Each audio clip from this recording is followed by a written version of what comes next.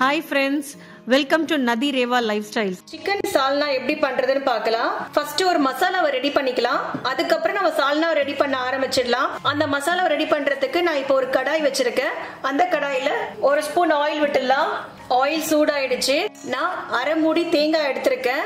கொஞ்சம் சால்னா அதிகமா வேணும்ன்றதுனால அரை மூடி எடுத்திருக்கேன். உங்களுக்கு கம்மியா வேணும்னா ஒரு 4 பீஸ் 5 பீஸ் எடுத்துக்கோங்க. அரை மூடி தேங்காய் பீஸ் பண்ணி வச்சிருக்கேன். இதை இப்ப ஆட் பண்ணிக்கலாம்.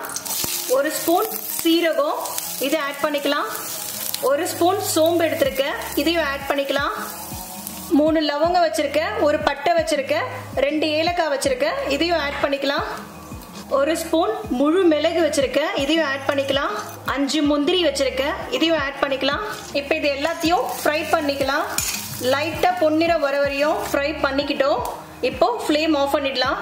இது நல்லா ஆறன உடனே ஸ்மூத்தா ஒரு பேஸ்ட் பண்ணி வச்சுக்கலாம். மசாலா ஃப்ரை பண்ணி வச்சிட்டோம். இப்போ சால்னா செய்ய ஆரம்பிச்சிடலாம்.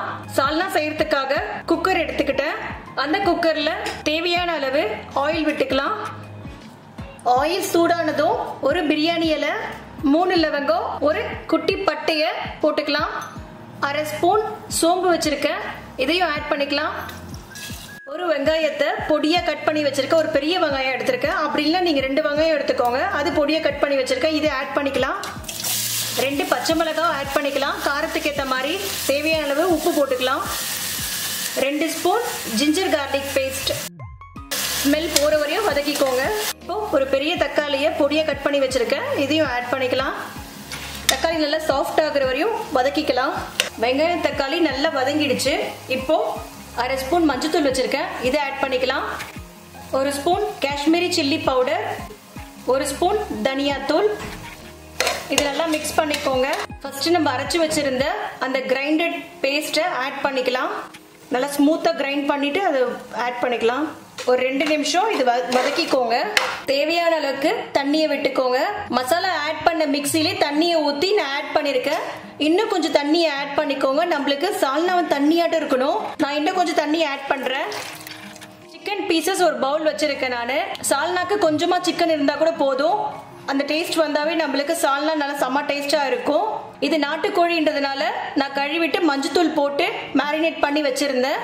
இந்த கிரேவில நம்ம ஆட் பண்ணிக்கலாம். இப்போ நம்ம ஒரு 3 விசில் போட்டு ஆஃப் பண்ணிடலாம். குக்கர் விசில் போட்டுட்டேன். இப்போ ஒரு 3 விசில் வரட்டும், அதுக்கப்புறம் ஆஃப் பண்ணிடலாம். 3 விசில் வந்துருச்சு.